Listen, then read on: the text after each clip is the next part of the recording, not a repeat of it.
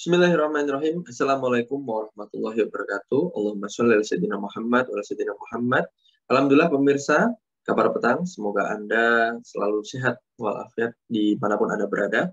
Kembali lagi bersama kami dalam program Kabar Petang edisi 27 Desember 2022 bersama saya Fauzi Sanjabir. Insya Allah dalam beberapa menit ke depan kita akan membaca menelah berita paling menarik hari ini bersama narasumber yang berkompeten di bidangnya dan tentunya dalam sudut pandang Islam. Inilah Kabar Petang selengkapnya.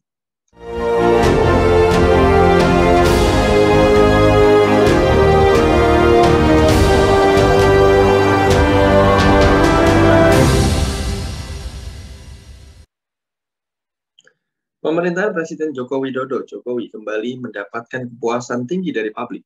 Terbaru dari lembaga survei Carta Politika Indonesia tercatat angka kepuasan publik sebesar 72,9%. Bahkan tren kepuasan ini merupakan yang tertinggi sepanjang 2022. Pengamat politik Sulfanus Alvin menilai beberapa penyebab kepuasan publik terhadap pemerintah meningkat. Salah satu alasannya publik menilai kinerja pemerintah dalam menjaga stabilitas ekonomi Indonesia, terutama memastikan masyarakatnya hidup dalam kondisi aman saat negara-negara besar dihantui ancaman resesi ekonomi. Pertanyaannya, apakah ada kejanggalan survei tersebut dan juga apakah banyak kebijakan-kebijakan yang dikeluarkan Jokowi menuai kritik pedas dari publik dan juga apa saja kebijakan-kebijakan Jokowi yang merugikan publik? Alhamdulillah untuk membahasnya kami terhubung dengan Bung Fajar Kurniawan, analis senior Pusat Kajian dan Analisis Data PKAD. Assalamualaikum warahmatullahi wabarakatuh, Bung Fajar.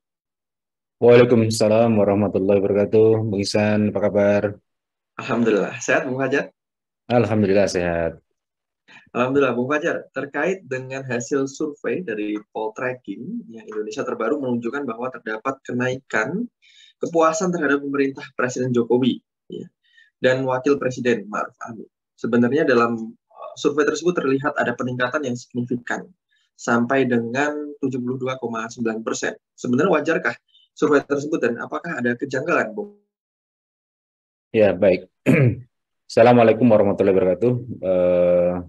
Para pemirsa dimanapun Anda berada. Jadi merespon pertanyaan dari Bung Fauzi tadi itu, saya kira untuk melihat hasil survei itu valid atau tidak misalkan ya, atau apakah ada kejanggalan tidak, maka pertama yang kita lihat adalah bagaimana metodologi survei itu dirancang begitu ya. Jadi memang tidak bisa kita kemudian ujuk-ujuk hanya melihat hasilnya, tapi kalau mau fair sebenarnya kita lihat dulu, kita bedah dulu metodologinya ya. Termasuk di dalam metodologi itu survei yang paling krusial itu adalah bagaimana kemudian kita mengambil sampel gitu ya. Metodologi samplingnya itu sangat menentukan apakah menggunakan stratified random sampling ya, atau stratified purposive random sampling, atau mungkin metodologi-metodologi yang lain yang sebenarnya itu harusnya didisclose oleh si penyelenggara survei itu agar kemudian publik menjadi tahu apakah kemudian proses secara metodologis dari survei itu kredibel atau tidak gitu ya. Karena ini memang akan sangat menentukan hasil dari survei itu ya. Kemudian berapa sampel atau sampling yang diambil dari populasi yang ada gitu ya. Nah, merespon dari survei yang diadakan oleh apa tadi teman-teman Poltreking Indonesia ini ya tadi perlu pertama adalah metodologi yang harus kita uji. Yang kedua adalah survei itu valid kalau kemudian juga dilakukan secara independen. Sering sekali survei-survei itu dilakukan secara tidak independen, dalam artian memang survei itu sudah dipesan gitu ya, survei itu sudah merupakan kehendak dari pihak-pihak tertentu yang kemudian menghendaki dari hasil survei itu hasilnya segini kan. Nah, ini juga saya kira menjadi menarik untuk kemudian ditelaah lebih jauh gitu.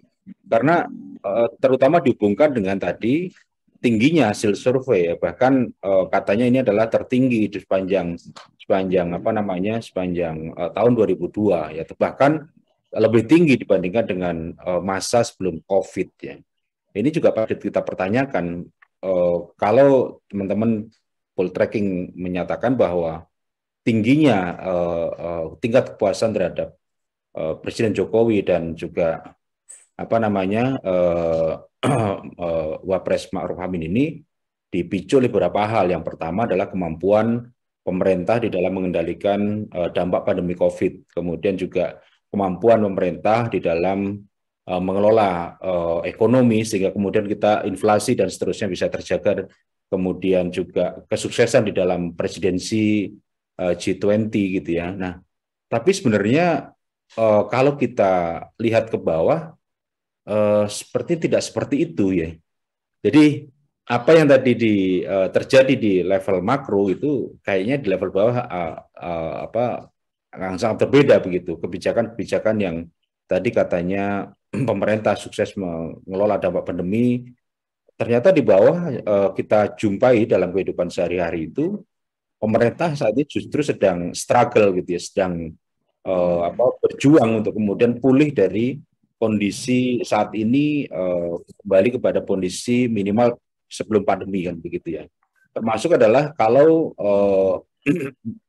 dikatakan bahwa ekonomi kita baik-baik saja, ternyata di bawah juga tidak begitu. Mungkin saking pasrahnya masyarakat, sudah saking apatisnya masyarakat, kemudian mereka nggak bersuara lagi, gitu ya. Deraan berbagai himpitan ekonomi, ya, kenaikan BBM, ya, kemudian juga tingginya harga-harga kebutuhan pokok, ya. Ini sebenarnya real terjadi di bawah, gitu. Cuman memang masyarakat mungkin tidak berteriak. Kenapa? Mungkin sudah bosan juga berteriak, bertahun-tahun berteriak, ternyata tidak pernah direspon secara memadai dan seterusnya. Nah, ini yang kemudian apa namanya lagi-lagi patut kita lihat apa dari hasil yang tadi disampaikan dengan realita yang ada di tengah-tengah masyarakat. Nah, kembali kepada tadi bahwa yang kedua adalah independensi dari survei itu ya, maka kita lihat apakah memang survei-survei terutama yang dilakukan oleh teman-teman poll tracking ini betul-betul survei yang independen atau memang ini ada maksud tertentu atau ada pihak tertentu yang memang sudah apa namanya meminta adanya survei ini dan kemudian pun hasilnya mungkin sudah bisa diarahkan sebelumnya. Nah, ini memang patut dilihat gitu ya. Terutama adalah apa? Karena sekarang ini kita sudah masuk dalam tahun-tahun politik. Tahun depan kontestasi 2024 ya, menuju 2024 itu saya kira sudah dimulai hari ini dan lembaga survei memang sebagai sebuah instrumen sistem politik demokrasi itu memang meniscayakan keberadaannya karena di mana sistem politik demokrasi itu kan tadi ya sangat bergantung kepada bagaimana popularitas seseorang ya, elektabilitas seseorang. Maka keberadaan instrumen lembaga survei ini menjadi sesuatu hal yang memang diniscayakan keberadaannya. Itu bahkan aneh kalau kemudian ada calon apakah itu calon bupati, calon gubernur, calon presiden, calon lembaga anggota legislatif itu tidak menggunakan jasa lembaga survei. Karena yang dinilai itu di sini adalah popularity kan gitu ya. Agar kemudian orang itu popularity dan acceptability elektabilitas gitu. Sehingga kemudian orang itu menjadi tertarik untuk memilih seseorang itu. Karena kan prinsipnya one man one vote ya. Nah, ini saya kira yang lagi-lagi ada banyak faktor yang harus kita pertanyakan sebelum kemudian kita meyakini bahwa itu adalah sebuah hasil survei yang valid, sebuah hasil survei yang kredibel dan bisa dipertanggungjawabkan secara publik secara luas begitu. Saya kira demikian, Bung Fauzi. Baik, terima kasih Bung Fajar. Bung Fajar tadi sempat disinggung terkait dengan kebijakan-kebijakan yang dikeluarkan oleh Jokowi. Sebenarnya kebijakan-kebijakan dari Jokowi ini sendiri apakah menuai kritik pedas dari publik nih, Bung Fajar? Dan juga sebenarnya apa saja kebijakan-kebijakan Jokowi yang merugikan publik, Bung Fajar? Ya, saya kira jari saya ini sudah tidak mungkin lagi menghitung dua-duanya ya, jari tangan, jari kaki itu sudah tidak mungkin menghitung betapa banyaknya kebijakan-kebijakan yang kontroversial di zaman rezim saat ini gitu. Demikian pula menurut saya rakyat juga mencatat begitu ya. Ada banyak sekali kebijakan-kebijakan yang kontroversial yang tidak pro rakyat ya, tidak apa namanya, katanya kan presiden itu dipilih oleh rakyat, tapi ternyata tidak berpihak kepada rakyat ya. Jadi, nah itulah kembali lagi adalah itu bagian dari apa namanya, apa kalau saya katakan sebagai paradok-paradok dari sistem demokrasi ini gitu.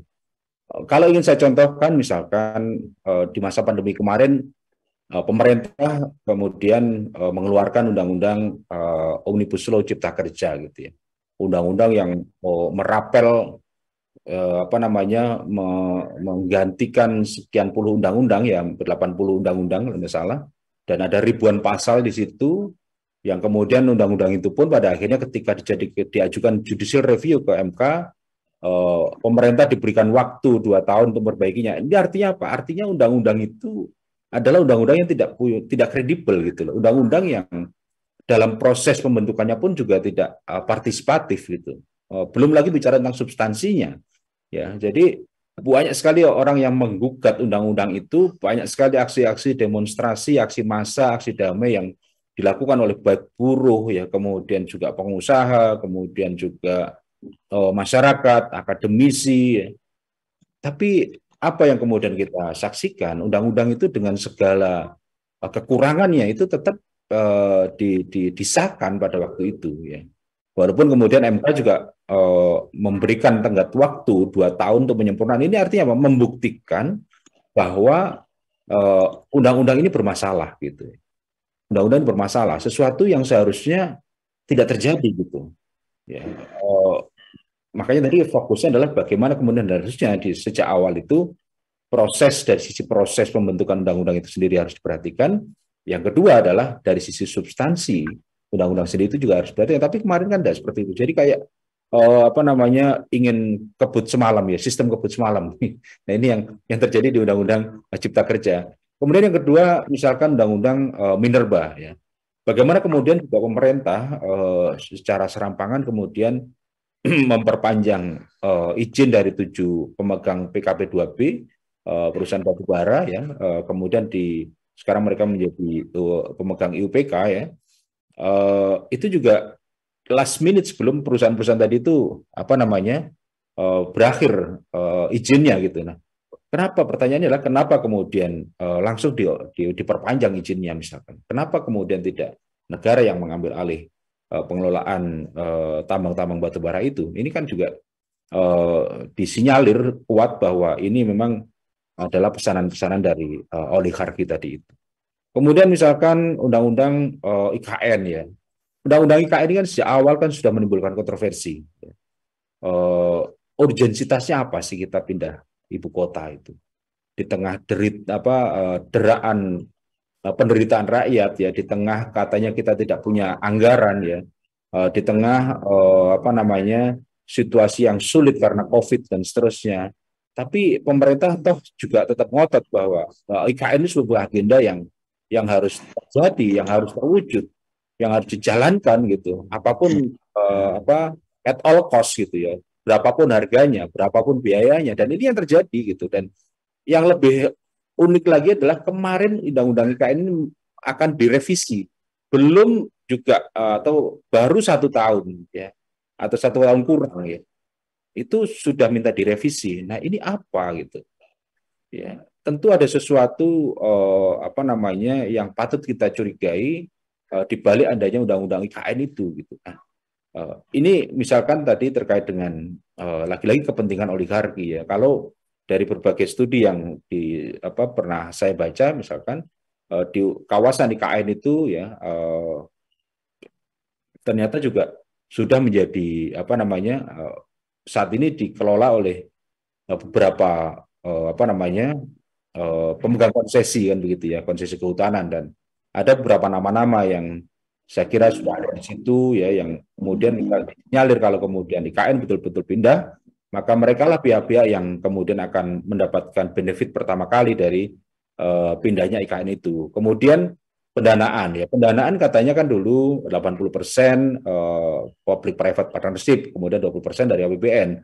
Tapi ini kan sampai hari ini, ya sampai saat ini minat dari private sector juga saya kira datar-datar saja gitu ya. Bahkan sampai kemudian ada guyonan ini presiden sampai harus jualan IKN gitu ya. Berapa waktu lalu kita lihat acara kayak semacam gathering marketing gitu ya. IKN, Anda mau beli berapa? Anda mau ngapling berapa puluh hektar, berapa ratus hektar ini? Ini kan sudah menunjukkan bahwa uh, orang juga masih ragu akan apa namanya, akan keberlanjutan dari IKN ini atau kelayakan IKN ini sendiri juga dipertanyakan banyak orang begitu ya. Nah, akhirnya apa yang terjadi? Sekarang pemerintah harus mengeluarkan sekian puluh triliun tahun ini saja gitu ya, untuk kemudian bisa memulai proses dibangunnya IKN itu untuk apa? Untuk meyakinkan private sector bahwa ini loh kami serius gitu. Nah, tapi lagi-lagi publik juga masih apa namanya, masih sanksi gitu, sehingga kemudian disitulah lahir atau apa muncul inisiatif untuk melakukan revisi undang-undang IKN yang dugaan banyak pihak termasuk dugaan saya adalah dalam rangka untuk mengikat ya siapapun nanti penguasanya, siapapun presidennya, maka harus melanjutkan proyek ini suka atau tidak suka. Ya. Jadi ini yang saya kira arah dari revisi Undang-Undang IKN itu. Nah, belum lagi Undang-Undang KUHP yang kemarin juga kita lihat ya, betapa kontroversi, betapa pro dan kontra itu sangat luas ya. Ada banyak sekali agenda-agenda. Walaupun ini baru berlaku 3 tahun ke depan ya, tapi saya kira ini kan sudah mencerminkan eh, seperti apa sesungguhnya wajah KUHP kita 3 tahun ke depan gitu ya. Nah ini juga menjadi bagian dari yang kontroversi. Belum lagi kenaikan BBM yang kemarin saya kira kita semua di seluruh tanah air ya merasakan dampak realnya ya, semua jadi mahal, ya ongkos transportasi jadi mahal, barang-barang jadi naik dan seterusnya. Jadi itu yang saya katakan tadi, kalau kita ceritakan ini, Bung Fauzi, ini dari sekarang sampai nanti besok pagi mungkin nggak selesai apa namanya, betapa banyaknya kebijakan-kebijakan yang pemerintah saat ini yang merugikan publik gitu. Saya kira itu sebenarnya contoh gitu. Baik, Bung Fajar. Bung Fajar, kalau kita lihat banyaknya kebijakan yang tadi diungkapkan oleh Bung Fajar yang mungkin terindikasi adanya ketidakpuasan publik ya. Kalau kita lihat sebenarnya indikasi publik tidak puas terhadap kebijakan Jokowi ini, kalau kita lihat di bidang ekonomi dan hukum, seperti apa, Bung Fajar? Ya, ketidakpuasan itu bisa dilihat dari yang pertama ekspresi publik ya terhadap kebijakan itu. Dan ekspresi publik itu bisa termanifest dalam beberapa bentuk. Misalkan yang pertama adalah bagi mereka yang kemudian mengekspresikan ketidakpuasan itu dengan apa namanya, dengan melakukan aksi damai, dengan melakukan demonstrasi. Ya. Dan saya kira ini sudah sangat nyata kita lihat ya, bagaimana kemudian ketika pandemi ya, kebijakan terkait dengan kenaikan BBM ya, ini kan semua kebijakan-kebijakan dalam bidang ekonomi, termasuk adalah kebijakan terkait dengan tadi apa namanya pemindahan IKN tadi itu mungkin sudah tidak terhitung berapa apa namanya jumlah aksi-aksi yang dilakukan oleh tadi masyarakat secara umum, oleh buruh ya, aksi yang juga dilakukan oleh para mahasiswa ya, apa juga mungkin para aktivis ya. Nah ini salah satu bentuk ekspresi ketidakpuasan mereka. Termasuk juga tentu dalam konteks hukum ya. Dalam konteks hukum misalkan terkait dengan penegakan hukum ya. Ini kan juga banyak ya aksi-aksi yang kemudian agar kemudian hukum itu bisa betul-betul ditegakkan secara tegak lurus kan begitu. Nah, itu yang pertama. Yang kedua adalah ekspresi masyarakat terkait ketidakpuasan itu adalah kalau teman-teman hukum ya maka larinya adalah ketika ada sebuah produk kebijakan maka kemudian dilakukanlah upaya untuk tadi contohnya judicial review kan begitu. Nah, ini kan juga sekarang ini hampir seluruh produk undang-undang kita ini subject to apa namanya review gitu ya, maka berbondong-bondonglah pihak itu untuk melakukan judicial review ke MK. Nah, celakanya memang MK ini banyak ditengarai adalah ya sudah seirama dengan apa namanya dengan rezim ya, sehingga kemudian banyak juga keputusan-keputusan MK dari hasil judicial review itu yang tidak memuaskan publik gitu. Termasuk adalah RUU KUHP ini sebenarnya apa undang-undang KUHP ini kan juga sudah banyak pihak yang berancang-ancang untuk melakukan judicial review. Cuman memang kemarin kemudian Wakil Menteri Hukum dan HAM itu menyampaikan bahwa ini boleh di judicial review mungkin 3 tahun ke depan. Karena apa? Karena undang-undang itu sendiri baru akan berlaku pada 2 tahun ke depan, 3 tahun ke depan gitu ya. Sehingga ini membuktikan bahwa tadi publik itu betul-betul dalam tingkat ketidakpuasan yang tinggi sebenarnya gitu. Cuman ya tadi kalau kita hubungkan dengan survei, kenapa kemudian kok seolah-olah publik itu puas sekali dengan rezim saat ini yang tadi patut kita pertanyakan gitu ya, bagaimana kemudian metodologi dan seterusnya. Saya kira demikian, Bung Musi. Baik, Bung Fajar. Ya. Terkait dengan lembaga survei di Indonesia ini juga semakin menjamur ya, dan terkesan menjadi konsultan politik untuk tokoh-tokoh yang bertarung dalam berbagai ajang pemilihan pemimpin di negeri ini. Ya, sebenarnya bagaimana catatan Anda terkait kehadiran lembaga survei politik saat ini, Bung Fajar? Ya, jadi kehadiran lembaga survei itu adalah satu paket ya, atau bagian dari instrumen sistem politik demokrasi. Nah, sistem politik demokrasi tidak mungkin dilakukan tanpa adanya lembaga survei politik ya. Ini jamak terjadi dimanapun. Di Amerika itu ada polling ya, setiap waktu, popularitasnya, elektabilitasnya dari calon-calon presiden dan seterusnya. Pun demikian di sini, maka memang seiring dengan kemarin reformasi ya, maka di situ pula lah kemudian momentum lahirnya lembaga-lembaga survei. Lembaga survei ini tidak pernah kita kenal, lembaga survei politik maksudnya. Hampir tidak pernah kita kenal ketika zaman Orde Lama maupun Orde Baru. Jadi baru di zaman Orde Reformasi inilah ketika demokrasi kita semakin liberal ya, sehingga pemilihan itu didasarkan pada tingkat popularity dan elektability dari calon ya. Kalau dulu kan namanya presiden mandataris MPR, jadi tidak perlu juga survei-survei gitu ya, karena hanya bertumpu kepada sekian ratus orang yang ada di MPR itu. Demikian pula seorang gubernur juga dipilih oleh DPRD provinsi, bupati wali kota dipilih oleh DPRD kabupaten atau kota. Nah, tapi begitu kemudian sistem politik kita lebih liberal tadi, di mana kemudian dilakukan pemilihan secara langsung, baik pemilihan presiden, pemilihan gubernur, pemilihan bupati, wali kota, pemilihan legislatif tadi ya dilakukan secara secara langsung oleh masyarakat, maka disitulah sebenarnya momentum kebangkitan atau momentum lahirnya lembaga-lembaga survei politik Indonesia. Dan mungkin sekarang sudah tidak terhitung berapa. Di awal-awal kita bisa menghitung ya, mungkin ada LSI-nya, ada NIJA, ada SMRC, ada LSI-nya siapa itu saya lupa gitu ya. Hanya ada beberapa lembaga. Tapi hari ini kayaknya sudah ratusan ya, bahkan mungkin ribuan kalau ditambah dengan lembaga-lembaga survei politik di tingkat lokal gitu ya. Yang nasional mungkin jumlahnya puluhan, tapi saya kira kalau ditambah dengan jumlah lembaga survei politik di tingkat daerah, di tingkat provinsi, atau bahkan mungkin di sangat lokal lagi di tingkat kabupaten, ini mungkin jumlahnya sudah ribuan atau bahkan lebih dari itu. Nah, jadi memang ini sebuah keniscayaan ya, kepentingan lembaga survei itu, dan lembaga survei ini memang biasanya juga melekat sebagai masuk di dalam strategi tim sukses gitu ya, atau strategi proses pencalonan tadi itu kan begitu ya. Jadi lembaga survei ini yang bekerja untuk mengukur tingkat popularitas dan elektabilitas calon, karena ini bagi mereka sangat penting. Karena apa? Karena sistem politik kita hari ini adalah one man one vote kan begitu.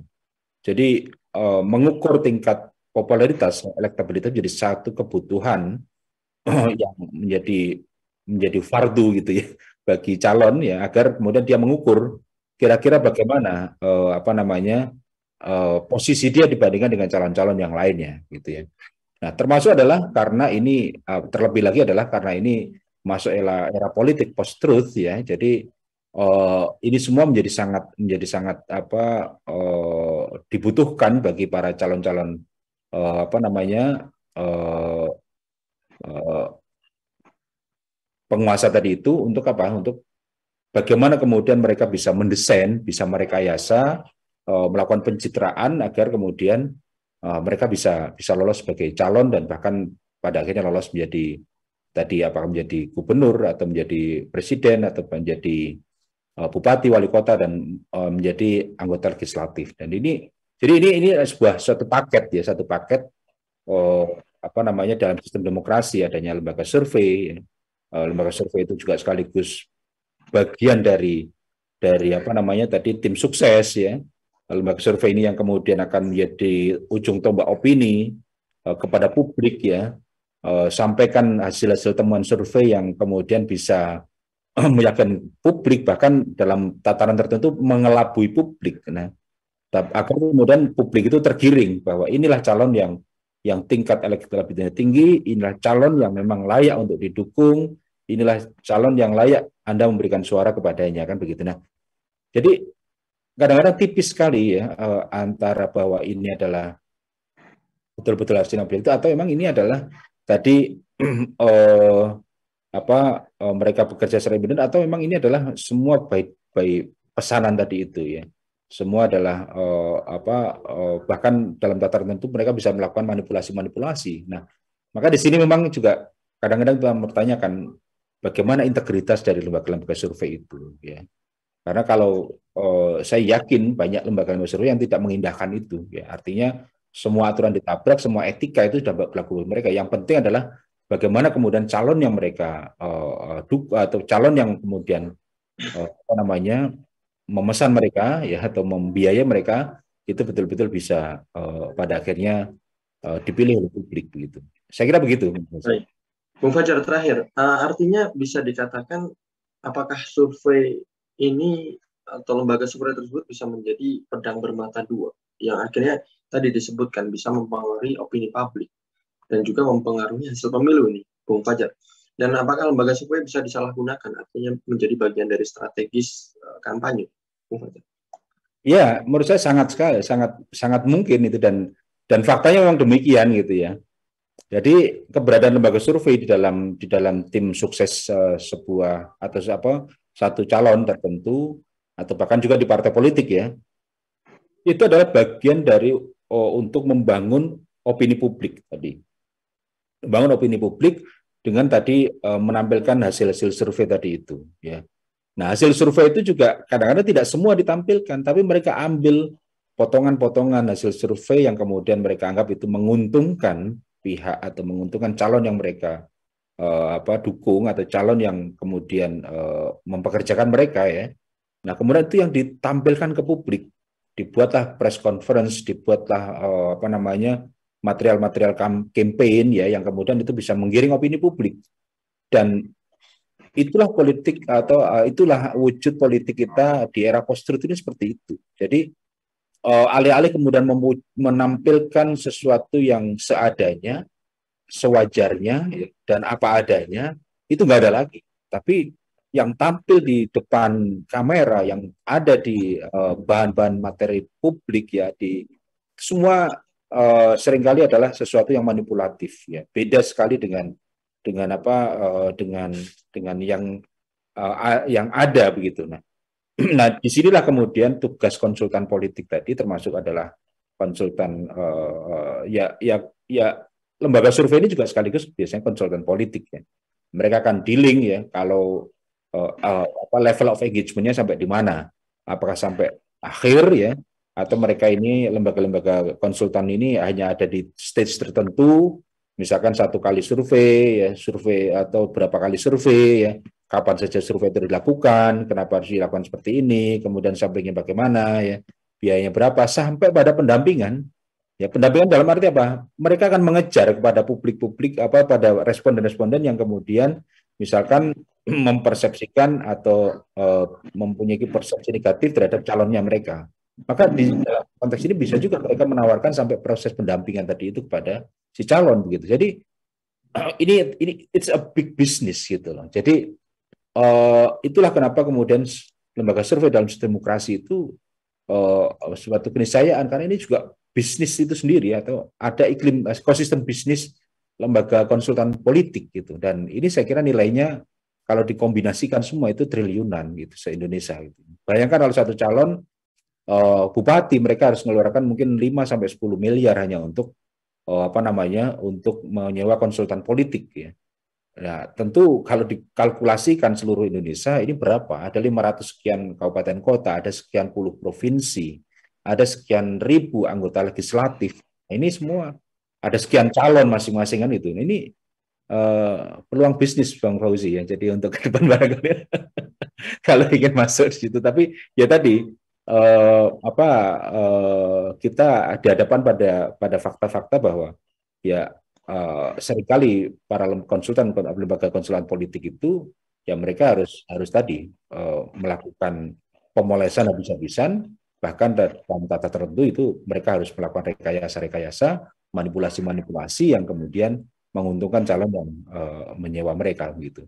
Ya, jadi saya kira itu adalah memang betul bahwa lembaga survei ini ya mereka bagian dari konsultan politik seorang calon, dan tentu ini juga embedded di dalam strategi kampanye calon tadi itu. Saya kira demikian, Bu Fazi. Baik, terima kasih Bung Fajar Kurniawan selaku peneliti senior dari PKHD. Alhamdulillah pemirsa, program Kabar Petang sudah kita selesaikan program Kabar Petang di sore hari ini. Semoga Anda semua mendapatkan banyak sekali manfaat, dan jangan lupa subscribe, like, dan juga terus follow dari YouTube kami ya. Semoga mendapatkan bagi Anda semua. Akhirnya saya Fauzi Sanjabir bersama kru yang bertugas mohon undur diri. Wassalamualaikum warahmatullahi wabarakatuh. Waalaikumsalam warahmatullahi wabarakatuh.